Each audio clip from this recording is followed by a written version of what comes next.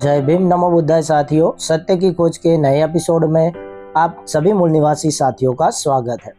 दोस्तों, इस चैनल के माध्यम से हम भारत में हुए जितने भी मूल निवासी महानायक हैं उनके जीवन की छोटी सी छोटी बातें आपके साथ शेयर करना चाहते हैं। तो आज के वीडियो में दोस्तों हम बात करने वाले हैं भारतीय राजनीति के सबसे बड़े सफल व्यक्ति मान्यवर कांशीराम साहब के बारे में। पंजाब के रोपड़ जनपद में खवासपुर गांव में एक रामदासिया परिवार में मान्यवर कांशीराम साहब का जन्म हुआ था। उनका जन्म 15 मार्च 1934 को हुआ था। उनकी शुरुआती शिक्षा शासकीय प्राथमिक शाला मिलकपुर पंजाब से शुरू हुई थी। ये वो समय था जब दलित प्रतिभाशाली विद्यार्थियों को अध्यापकों व अन्य विद्यार्थियों से जातिगत भेदभाव की यातनाएं झेलनी पड़ती थी।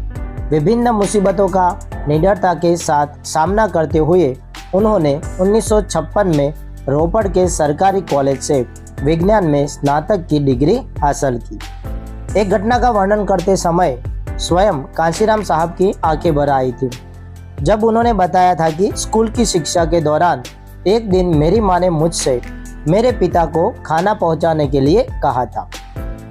मेरे पिताजी रोपड़ करनाल गेस्ट हाउस में बेघर का काम किया करते थे।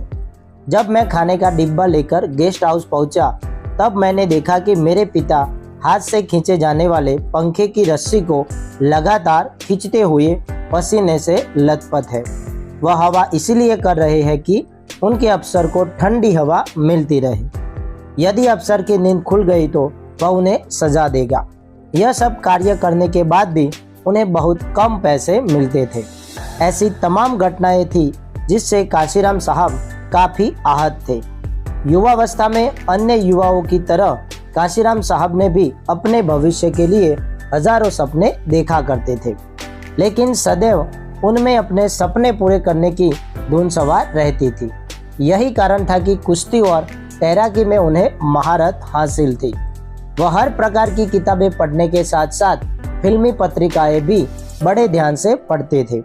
कहीं ना कहीं उन्हें फिल्मों में नायक बनने की अभिलाषा थी, पर शायद उन्हें ये भी मालूम नहीं था कि नायक बनने की चाह रखने वाले एक दिन बहुजन समाज के महानायक बनेंगे। उन्होंने पुणे की एक ऑर्डिनेंस फैक्ट्री में नौकरी की शुरुआत की, लेकिन वक्त का पहिया कहाँ रुकने वाला था। यहाँ उनकी मुलाकात दीना भाणा साहब से होती है, जो कि उन्हीं के कार्यालय में चतुर्थ वर्ग के कर्मचारी थे। दीना भाणा ऑर्डिनेंस फैक्ट्री में आला अधिकारियों से 14 अप्रैल यानी बाबा साहब आम्बेडकर की जयंती मनाने के लिए छुट्टी मांग रहे थे। आम्बेडकर जयंती की छुट्टी ना दिए जाने पर दीना भाणा साहब ने आवाज उठाई थी। इसके लिए कंपनी के अधिकारियों ने उन्हें निलंबित कर दिया था। दीना भाणा दलित समाज से आते थे, इसीलिए कांशीराम जी भी उनके साथ कदम से कदम मिलाकर चलने लगे। लेकिन कांशीराम तब तक डॉक्टर आम्बेडकर और उनके मिशन को अच्छी तरह नहीं जानते थे। एक बार दीना भाणा साहब ने कांशीराम साहब को डीके खापड़े से मिलवाया। इस बात को लेकर खापड़े बड़े अचंभित थे कि कांशीराम साहब डॉक्टर बाबा साहब के बारे में ज़्यादा नहीं जानते। तब उन्होंने बताया कि आपको और हम सभी को यह नौकरी उनकी बदौलत मिली है। डॉक्टर बाबा साहब आम्बेडकर ना होते तो उन्हें यह नौकरी नहीं मिली होती। खापड़े साहब ने कांशीराम साहब को बाबा साहब आम्बेडकर द्वारा लिखित पुस्तक इनहेलेशन ऑफ कास्ट उपहार स्वरूप पढ़ने के लिए दे दी। मान्यवर कांशीराम साहब रात को जैसे जैसे वो किताब पढ़ते जा रहे थे, उन्हें वह सब जातिगत भेदभाव याद आते थे जो उनके साथ उनके परिवार ने झेला था। मान्यवर कांशीराम साहब ने बाबा साहब के आंदोलन का गहन अध्ययन किया और दीना भाणा, डीके खापड़े साहब और अपने अन्य साथियों के साथ मिलकर भारत में बहुजन आंदोलन का बिगुल बजा दिया। ये वो जो समय था जब बाबा साहब के महापरिनिर्वाण के बाद उनका कारवां पूरी तरह थम गया था। आरपीआई में भी कुछ समय सक्रिय रहने के बाद उन्हें लगने लगा कि अनेक गढ़ों में बटी हुई है और अपने मूल लक्ष्य से भटकी गई थी। आरपीआई से अलग होने के बाद उन्होंने 1970 में Akhil Bharatiya SC, ST, OBC और अल्पसंख्यक कर्मचारी संघ की स्थापना की, जो कि बाद में चलकर 1978 में बामसेप बन गया।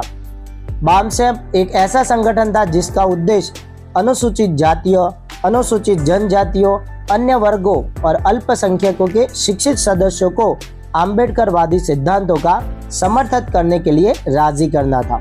बामसेफ न तो एक राजनैतिक और न ही एक धार्मिक संस्था थी और इसका अपने उद्देश्य के लिए आंदोलन करने का भी कोई उद्देश्य नहीं था। मान्यवर कांशीराम साहब ने 1981 में एक और सामाजिक संगठन बनाया जिसे दलित शोषित समाज संघर्ष समिति DSSS के नाम से जाना जाता है।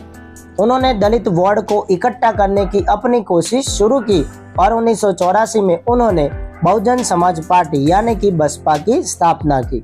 उन्होंने अपना पहला चुनाव 1984 में छत्तीसगढ़ की जांजगीर चांपा से सीट से लड़ा था। BSP को उत्तर प्रदेश में सफलता मिली। शुरू में दलितों और अन्य पिछड़े वर्गों के बीच विभाजन को पाटने के लिए संघर्ष किया, लेकिन बाद में मायावती के नेतृत्व में इस खाई को पाटा गया। सन 1982 में उन्होंने अपनी पुस्तक चमचा युग लिखी। इसमें उन्होंने जगजीवन राम और रामविलास पासवान और रामदास अठावले जैसे दलित नेताओं का वर्णन करने के लिए चमचा शब्द का इस्तेमाल किया था। उन्होंने तर्क दिया था कि दलितों को अन्य दलों के साथ काम करके अपनी विचारधारा से समझौता करने के बजाय अपने स्वयं समाज के विकास को बढ़ावा देने के लिए राजनीतिक रूप से काम करना चाहिए। BSP के गठन के बाद मान्यवर कांशीराम जी ने कहा था कि उनकी बहुजन समाज पार्टी पहला चुनाव हारने के लिए, दूसरा चुनाव नजर में आने के लिए और तीसरा चुनाव जीतने के लिए लड़ेगी। 1988 में उन्होंने भावी प्रधानमंत्री VP सिंह के खिलाफ इलाहाबाद से सीट से चुनाव लड़ा और प्रभावशाली प्रदर्शन किया, लेकिन 70,000 वोटों से हार गए। वह 1989 में पूर्वी दिल्ली यानी कि लोकसभा निर्वाचन क्षेत्र से लोकसभा का चुनाव लड़े और चौथे स्थान पर रहे। सन 1991 में मान्यवर कांशीराम साहब और मुलायम सिंह ने गठबंधन किया और कांशीराम जी ने इटावा से चुनाव लड़ने का फैसला किया। कांशीराम जी ने अपने निकटतम भाजपा प्रतिद्वंदी को 20,000 मतों से हराया और पहली बार लोकसभा में प्रवेश किया। इसके बाद कांशीराम जी ने 1996 में होशियारपुर से 11वीं लोकसभा का चुनाव जीता और दूसरी बार लोकसभा में पहुंचे। अपने खराब स्वास्थ्य के कारण उन्होंने 2001 में सार्वजनिक रूप से मायावती को अपना उत्तराधिकारी घोषित किया। सन 2002 में कांशीराम जी ने 14 अक्टूबर 2006 को डॉक्टर अंबेडकर के धर्म परिवर्तन की 50वीं वर्षगांठ के मौके पर बौद्ध धर्म ग्रहण करने की अपनी मंशा की घोषणा की थी। कांशीराम जी की मंशा थी कि उनके साथ उनके 5 करोड़ समर्थक भी इसी समय धर्म परिवर्तन करें। उनकी धर्म परिवर्तन की इस योजना का सबसे महत्वपूर्ण हिस्सा यह था कि उनके समर्थकों में केवल अछूत ही शामिल नहीं थे, बल्कि विभिन्न जातियों के लोग भी शामिल थे, जो भारत में बौद्ध धर्म के समर्थन को व्यापक रूप से बढ़ा सकते थे। हालांकि 9 अक्टूबर 2006 को उनका निधन हो गया और उनकी बौद्ध धर्म ग्रहण करने की मंशा अधूरी रह गई। जाते जाते मान्यवर कांशीराम साहब बहुजनों के इतने लोकप्रिय हो गए थे कि न जाने कब वे कांशीराम से मान्यवर कांशीराम साहब हो गए। दुनिया के पहले सर्वोच्च मानव जिनके पास किसी भी तरह की कोई गाड़ी नहीं, कहीं पर कोई मकान नहीं और किसी भी डाकघर या बैंक में कोई खाता नहीं। मान्यवर कांशीराम साहब के बारे में उनके उच्च विचार बहुत ही प्रचलित है, जैसे कि टूटी खटिया सूखी रोटी, बहुजनों के लिए न्यौछावर कर दी बोटी बोटी, जीवन अपना कर दिया मिशन के नाम, धन्य है हमारे कांशीराम। भारत में अगर अम्बेडकरवाद जिंदा है तो इसका पूरा श्रेय सिर्फ और सिर्फ मान्यवर कांशीराम साहब को ही जाता है। उन्होंने डॉक्टर अंबेडकर के महापरिनिर्वाण के बाद जो आंदोलन की आग बुझ गई थी, बहुजनों की उसी चिंगारी को मान्यवर कांशीराम साहब ने एक मशाल का स्वरूप दिया। आज वही मशाल एक ज्वालामुखी का रूप ले चुकी है।